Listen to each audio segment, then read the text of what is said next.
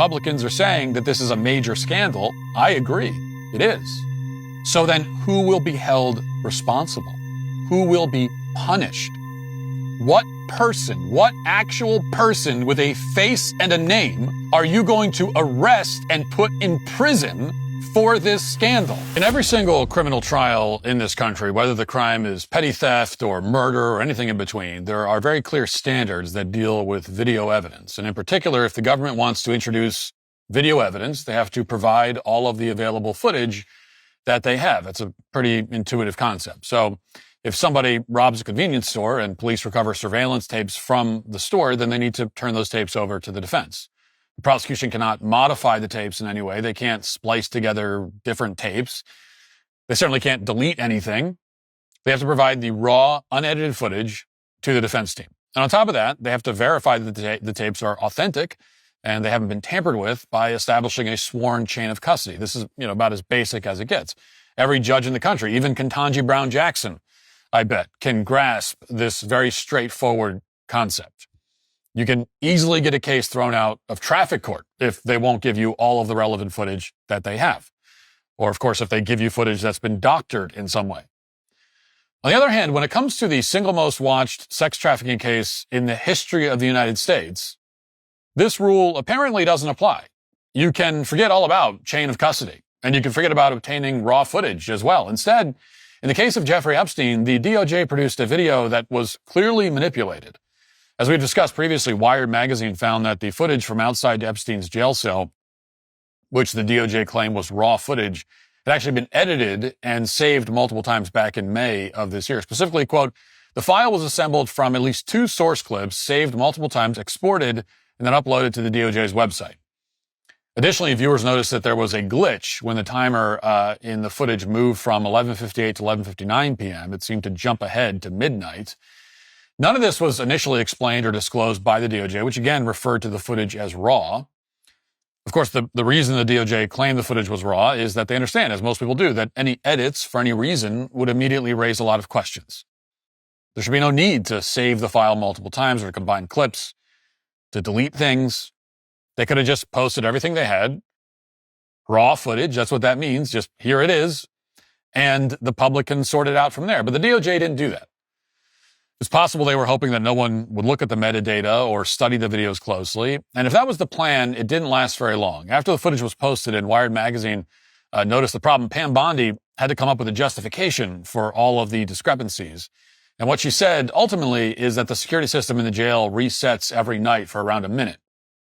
And therefore, we're told there was nothing nefarious about the missing footage. It's just a fact of life that in one of the most secure prisons in the country, we can't design a camera system that stays online 24/7. That's beyond our capacity. We can, land a man on the moon, but we can't prevent the cameras from shutting down every night just long enough to, maybe allow someone to get murdered. We also can't make sure that there's more than one functioning camera in the vicinity of this cell block. Now, already this was an unsatisfactory explanation. The DOJ didn't actually provide proof that the system needs to go offline for a minute every night. Bondi just claimed that it was normal, and we're all supposed to accept it. She also didn't say anything whatsoever about why the footage needed to be edited in the first place. Again, this would not fly in traffic court. And it definitely doesn't pass muster when we're talking about Jeffrey Epstein, who had the potential to implicate the most powerful people in the world. And yet somehow the story just got much, much worse for Bondi and the DOJ. It turns out that even after they were exposed for hiding relevant information from the public about this tape, they still haven't come forward with the full story. So it falls on Wired magazine, a small internet publication, to fill in even more details. And here's what they reported the other day. Quote, newly uncovered metadata reveals that nearly 3 minutes of footage were cut from the U.S. Department of Justice and Federal Bureau of Investigation, described as full raw surveillance video from the only functioning camera near Jeffrey Epstein's prison cell the night before he was found dead. Further analysis shows that one of the source clips was approximately 2 minutes and 53 seconds longer than the segment included in the final video, indicating that footage appears to have been trimmed before release. It's unclear what, if anything, the minutes cut from the first clip showed. Now, before we read on further in the article, there is just simply no way to justify this. It doesn't matter if the extra 2 minutes and 53 seconds, were irrelevant. It doesn't matter if those extra 2 minutes and 53 seconds were duplicated in another video file. In this case, and in every other case, the duty of the government is to be transparent. It's not to save people a very small amount of time when they're watching an hour's worth of video footage. Any government that's functioning properly would understand this calculation immediately. Just give people all of the information that you have and let them sort it out. The article continues, quote, the nearly 3-minute discrepancy may be related to the widely reported 1-minute gap between 11:58 and 58 seconds p.m. and 12 a.m. that Attorney General Pam Bondi has attributed to a nightly system reset. The metadata confirms that the first video file, which showed footage from August 9th, 2019, continued for several minutes beyond what appears in the final version of the video. It was trimmed to the 11:58 p.m. Mark right before the jump to midnight. The cut to the first clip doesn't necessarily mean that there is additional time unaccounted for. The second clip picks up at midnight, which suggests the two would overlap. Nor does it prove that that the missing minute was cut from the video. Close quote. In other words, we can't say definitively what's in the 3 minutes of footage that were cut. It's possible there's nothing of interest, but there's one way the government could provide some more clarity. They could simply dump all the files on the DOJ's website without any editing whatsoever. At the moment, no one in the Trump administration can come up with a coherent justification for why this hasn't been done. They also can't explain why they haven't released phase 2 of the Epstein files, which was originally planned, or the truckload of documents that Pam Bondi said the DOJ had recovered in the last few months from the Southern District of New York. She says there are graphic depictions of children on the videos that she can't release, but she hasn't said anything at all about any of the documents beyond telling us that they're apparently not important, which is different from what she initially said. Nor has she unsealed the search warrants or financial disclosures in the case. Instead of getting any transparency here, the Trump administration is continuing to tell us that these materials are boring and that we shouldn't care about them. Here's how the president put it yesterday. Listen. I know you've urged people to move on, but I'm curious, why do you think your supporters in particular have been so interested in the Epstein story and so upset about how it's been handled? I don't understand it. Why they would be so interested. He's dead for a long time. He was never a big factor in terms of life. I don't understand what the interest or what the fascination is. I really don't. And the credible information's been given. Don't forget, we went through years of the Mueller witch hunt and all of the different things, the Steele dossier, which was all fake. All that information was fake. But I don't understand why the Jeffrey Epstein case would be of interest to anybody. It's pretty boring stuff. It's sordid, but it's boring. And I don't understand why it keeps going. I think really only pretty bad people, including fake news, want to keep something like that going. But credible information, let them give it. Anything that's credible, I would say, let them have it. Now, and by the way, just this morning, he lashed out again on Truth Social, attacking anyone who's still asking about Epstein as weaklings and saying that he doesn't want their support anymore. And, I know some people are annoyed at me for harping on this and criticizing the president, who in many other ways is doing a fantastic job. But I happen to believe that bringing sex predators to justice is extremely important. And I just can't accept being blatantly gaslit by people in power, even if they're people that I otherwise support. In fact, especially if they're people I otherwise support. So I must say that this answer from Trump is just simply awful. First, there's the personal attacks on anyone who asks questions, saying that they're bad people. It's always a winning argument. If you want to convince millions of skeptical people that their leaders are lying to them about their behavior, then the best approach is to mock them. Works every time. And in general, screaming at people to stop talking about something is, and I know this is the way that I work, like the number one way to guarantee that I keep talking about something is to yell at me to stop talking about it. I want to take a second and do something a little different. Rather than read you an ad, I want to tell you a true story because it says everything you need to know about Good Ranchers. Recently, my producer Sean and I were grilling some steaks, and we started talking about how going out to steakhouses isn't the same experience after having Good Ranchers. Sean told me he tried to eat at one of his old favorites recently and couldn't even finish the steak. So it was borderline inedible. I've had the same experience. There was a time when I'd enjoy a steak at a, mid-range chain, not to name any names, but after getting used to Good Ranchers, it's like your taste buds evolve. It recalibrates your whole understanding of what meat should taste like. The store-bought stuff and the restaurants, they just don't cut it anymore. So I'm not telling you to try Good Ranchers just because they sponsor the show. I'm telling you because this is what I feed my own family. It's what I serve my friends. It's what I eat, and I don't eat garbage anymore anyway. You won't be disappointed. Use my code Walsh to get your free meat for life and that extra $40 off. Stop denying yourself and start eating better with quality American meat. Again, just use code Walsh at goodranchers.com for $40 off and free meat for life. Good Ranchers, American meat delivered. And then there's the implication that the Epstein files are boring. Well, in that case, release everything. Bore us to death. Go ahead. Then the story's over and everyone could go on with their lives. The 9/11 report was something like 600 pages. Parts of that document were boring. Almost nobody actually read the entire thing, but it was still very important that the 9/11 report was written. It's extremely confusing, to put it mildly, to see the President of the United States take the opposite position. He says he doesn't understand why people care about Jeffrey Epstein, as if that's some kind of moral failing on our part. Guess what? Why would anyone care about some of the most powerful people on the planet spending time on a sex trafficker's private island? Who could possibly be concerned about the possibility that a cabal of pedophiles and perverts are running entire countries and major corporations? And this is where the comparison to Russiagate comes in. It's probably the worst part of the answer you just heard. Russiagate was a disaster for this country precisely because we didn't get the whole story. Russiagate was premised on lies and distortions at every stage. If Donald Trump made a joke at a rally, the media interpreted it as a coded message to Putin. They pretended that he had a secret computer in Trump Tower that was communicating with Moscow. They said that there was the P-tape. They claimed that Russian hackers were being housed at a non-existent Russian consulate in Miami. They claimed that Trump had weakened the GOP's platform on Russia, even though the opposite was true. When Hunter Biden dropped his laptop off at the repair store full of incriminating evidence about Joe Biden's influence peddling operation, the media blamed that on Russia too, and on and on and on. So Russiagate was an utter fraud, and to the extent that it was successful, it worked because the media and the Obama administration repeatedly lied to us. They didn't give us information. They lied to our faces for the better part of a decade. With the Epstein situation, what we want is the opposite response from the media and the government. We want total transparency. At the end of his answer, Trump talks about filtering the documents so that we can only we only obtain credible information, but that's not the job of the government.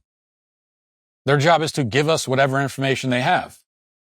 Once they start assessing credibility, they give themselves a license to hide incriminating information. There's no reason to grant the government that license, no matter which political party is in charge. That's what makes the Democrats' sudden interest in the Epstein files so galling and intolerable. They're obviously turning this into a dumb partisan issue when it isn't one. Like, there are those of us who just want to know. We want child sex predators and sex traffickers brought to justice. It's not a partisan issue. And we want that regardless of who's in power. And we talked about this a bit yesterday. All of a sudden, after years of complete disinterest in the entire topic, Democrats are suddenly clamoring for the release of the Epstein files, or at least they're publicly pretending to want the Epstein files to be released. Here's Adam Kinzinger, for example. He's essentially a Democrat, of course. Quote, every, and I mean every Republican incumbent or candidate or even anyone thinking about running as a Republican for even dog catcher needs to be asked over and over and over about Epstein. This is a guy who's spent his only significant time in Congress, the only time people knew who he was, screeching hysterically about elderly women and a Q shaman walking around the Capitol building on January 6th. I mean, that was the issue he claimed to care about. But no one actually cared about January 6th, so the whole plan backfired. So now that he's out of office, he's demanding that everybody talk about Epstein, an issue that he didn't care about until this week. It's not hard to see what's going on here. Neither party, Democrat or Republican, wants to see the full unredacted release of the Epstein files, apparently. At a minimum, we can assume that top donors of both parties are implicated in some way. So they both want to neutralize this whole issue as quickly as they can. For Democrats, that means turning the Epstein files into yet another partisan football and turning into another, just a stunt. They're going to make performative efforts to release the files, even though they know that it will never work. For example, here's Axios' reporting from yesterday, quote, House Republicans on Tuesday voted down another Democratic procedural maneuver aimed at forcing the Justice Department to release documents related to Jeffrey Epstein. Democrats' procedural motion would have scuttled the GOP's legislative agenda for the day in favor of the bill, making it difficult for Republicans to vote for it. It came after Republicans on the House Rules Committee voted Monday night against attaching the Epstein language to a broader cryptocurrency and defense funding vote. And specifically, that broader cryptocurrency vote involved legislation that could have paved the way for a central bank digital currency, as well as restrictions on cryptocurrency ownership. And whatever you think of this bill, although it seems to be a pretty terrible idea, the fact remains that it has nothing whatsoever to do with Jeffrey Epstein. So Democrats are using this whole issue to play very transparent political games. That's how seriously they take child sex trafficking, which is not at all. But ultimately, if we're being honest, the problem here still goes back to the White House. They've given the Democrats this opening by bungling the situation so badly. The Trump administration seems mystified, or is acting that way, by the anger from the base. But number one, many of us were not saying anything different from what we've been saying for years about Epstein. Okay. And also what Trump has been saying for years about it. Now Trump has decided all of a sudden that the issue doesn't matter. It's boring. And anyone who talks about it is a weakling and not one of his supporters. He decided that in the last 2 weeks. He never said that before. So the idea that we as conservatives are obligated to just adopt that perspective out of the blue is madness. It's also not possible, by the way. Even if I wanted to just decide that I don't care about this anymore, it doesn't work that way. I can't just, you can't say to me, well, you shouldn't care about this. Okay, well, then I don't. Well, never mind. Even if I wanted to obey that directive, I just can't. I care about the issue. I've cared about it for the last 5-6 years. I've cared about it the whole time. I still do. But I'm not interested in obeying that directive because I'm an American. I'm an American. I can think for myself. And if you're a person in position of power, I'm going to hold you accountable. I'm going to criticize you if you do something I don't like. I don't care what party you're in. But the other thing, too, is that the Epstein scandal, and this is what has to be, you have to understand, is that the Epstein scandal is not happening in a vacuum. Okay? We have not seen any high-profile or powerful people held accountable for their crimes. No one's even been fired, let alone arrested, for allowing an assassin to almost kill Trump last year. Trump was elected in 2016 partly on a promise to lock her up. We all recall that. So when do we start locking people up? Trump himself has spent 10 years calling out many different crimes and scandals, rightly so. Just this past weekend, he was talking again about the rigged election in 2020. Why hasn't anyone been arrested or charged for any of this? What about the people who lied about the COVID shot? What about the people who funded the BLM riots in 2020? What about the cabal of unelected bureaucrats who were using Joe Biden's auto pen to sign pardons and executive orders, effectively seizing control of the federal government? No one is even being fired for any of this, let alone arrested for any of it. And that is the context that all of this is happening in, and a lot of us are just fed up with it. Speaking of the auto pen thing, the New York Times just uncovered emails from Biden officials in which they made executive decisions to sign certain documents. Quote, Mr. Zients hit reply all and wrote, I approve the use of the auto pen for the execution of all of the following pardons. That's a reference to Jeff Zients, the White House chief of staff. That's a sentence that no government official other than the president should ever write.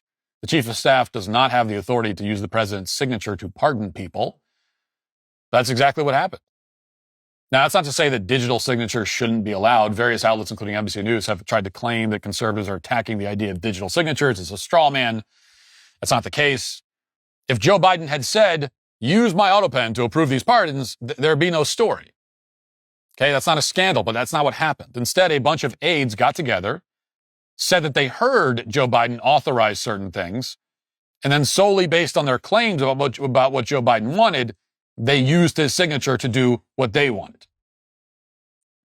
Now, back to the point, Republicans are saying that this is a major scandal. I agree. It is. So then who will be held responsible? Who will be punished? What person, what actual person with a face and a name are you going to arrest and put in prison for this scandal? Well, Republicans are investigating it. Great. I mean, they're constantly investigating things.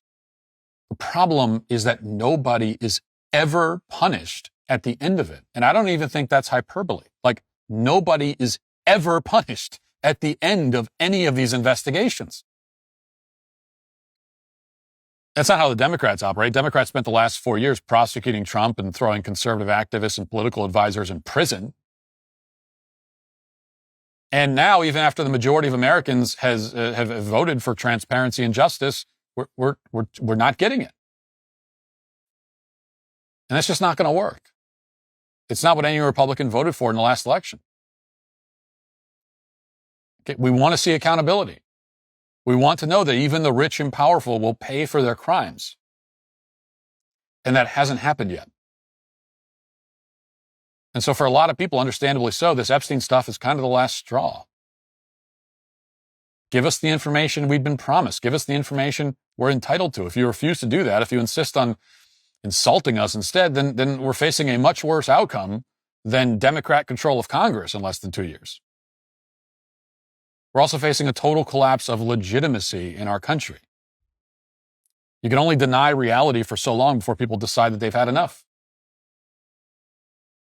And whatever donors or intelligence assets are being protected here, they're not that important.